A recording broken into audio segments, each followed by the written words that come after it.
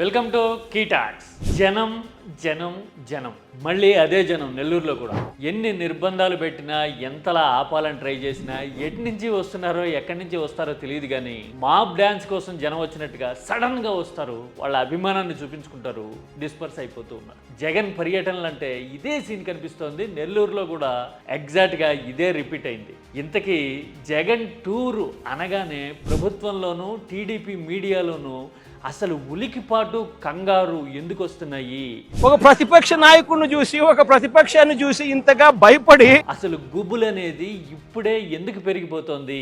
ఏడాదిన్నరే కదా అయింది ఎన్నికలు జరిగి, ఇప్పటి నుంచే టెన్షన్ ఇంత ఎందుకు పెరిగిపోతుంది అని చూస్తే కనుక చాలా విషయాలు అర్థమవుతాయి. అదే అసలు point in AP politics. This is key talks.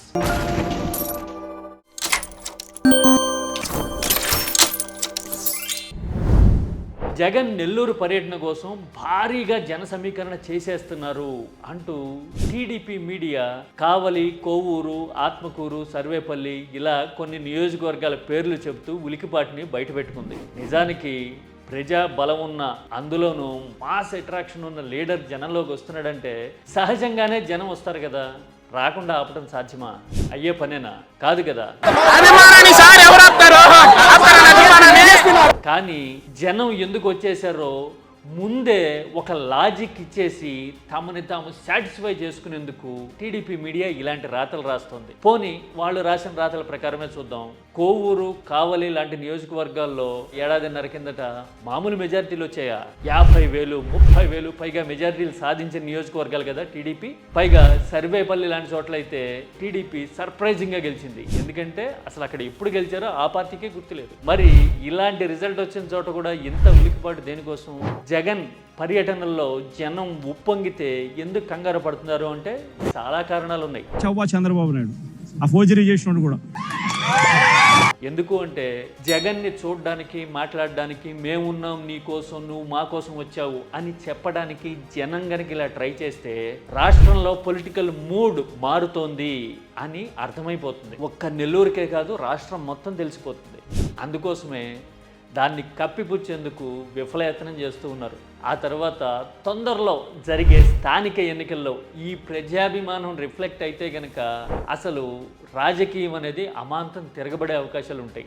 అందుకోసమని సాధ్యమైనంత కంటైన్ చేయటము, నిర్బంధాలు పెట్టి జనం రాకుండా అడ్డుకోవాలి అనే ఎత్తుగడలు వేస్తూ ఉన్నారు. తెలుగుదేశం వాడు సాక్ష్యం ఏంది, ఆయన మీద కేసు పెట్టుకోకుండా ఆయన సాక్ష్యం తీసుకొని మాజీ మంత్రి కాకాని గోవర్ధన్ రెడ్డి మీద కేసు పెట్టడం ఏంది? ఇక ఆ తర్వాత జగన్ పర్యటనల్లో జనం కనబడితే గనక ప్రభుత్వం మీద వ్యతిరేకత మొత్తం ఏకమైపోతుంది. ఎలాగో అంటే రాష్ట్రంలో 4 పార్టీలు ఉంటే 3 పార్టీలు గుంపుగా ఒక దగ్గర ఉంటే మరి ప్రభుత్వం మీద అసంతృప్తి ఉన్న వాళ్ళు, హామీలు నిలబెట్టుకోలేదన్న వాళ్ళు, సాయం కావాలని ఎదురు చూస్తున్న వాళ్ళు అందరికీ దిక్కు ఎవరవుతారు? జగనే అవుతారు. పైగా వైసీపీకి ఆల్రెడీ 140 మంది బలం గట్టిగా ఉంది. మరి ఇలాంటి టైంలో వ్యతిరేకత అనేది ఒక్క చోట వైసీపీకి, జగన్కి అండగా పోగైతే గనక జగన్ వైపు 50+% వచ్చేసింది అనే ఫీలింగ్ వస్తే రాజకీయం మొత్తం తారుమారైపోతుంది.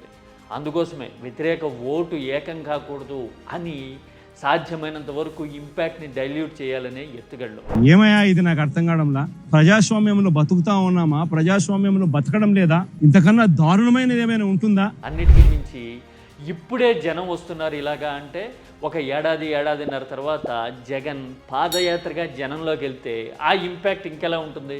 ఇప్పుడంటే వారానికో 10 రోజులకో 15 రోజులకో వస్తుంటే మనం అడ్డుకోవాలని ట్రై చేస్తున్నాము. కానీ పాదయాత్ర అంటే నిరంతరం జనంలోనే ఉంటాడా? అలాంటప్పుడు జనం వస్తే కనుక ఆ ప్రభావం రాష్ట్రంలో ప్రజల మైండ్ సెట్ని, ఆలోచనని, తద్వారా రాజకీయాన్ని మార్చిపారేస్తుంది. అందుకోసమే ఇప్పటి నుంచే కంగారు. అన్నిటికీ మించి జగన్ దక్షిణ కోస్తా జిల్లాలు, రాయలసీమ జిల్లాల్లో ఇప్పటివరకు పర్యటిస్తూ వచ్చారు. ఇక్కడ జగన్ మీద అభిమానం, ప్రజాబలంతో పాటు నాయకులు కూడా గట్టిగా నిలబడేవాళ్ళు, తేల్చుకుందాం అనుకునే వాళ్ళే ఉన్నారు. గుంటూరు, ప్రకాశం, అనంతపురం, చిత్తూరు, ఇప్పుడు నెల్లూరు ఇలాగా. అందుకోసమే ఈ నాయకుల బలం, అటు జగన్ మీద జనం అభిమానం, ఈ కాంబినేషన్ ఇంపాక్ట్ని సాధ్యమైనంత తగ్గించాలి అనే ప్రయత్నం కూడా ఇందులో ఖచ్చితంగా ఉంది. మరి ఎన్ని ప్రయత్నాలు చేసినా కానీ తిరిగి చిట్ట చివరికి ఒక్కటే సమాధానం: జనం జనం జనం, ప్రజాభిమానం. అది చూసిన తర్వాత అరే ఆపుతుంటేనే ఇంతమంది వచ్చారా, అదే ఆపకుండా ఉండుంటే కనుక ఇంకెలా ఉండేదో అనే ఉత్సాహం వైసీపీలోను న్యూట్రల్ జనాల్లోనూ మొత్తంగా ఏపీలోనూ పెరుగుతూ ఉంది. అవునా కాదా?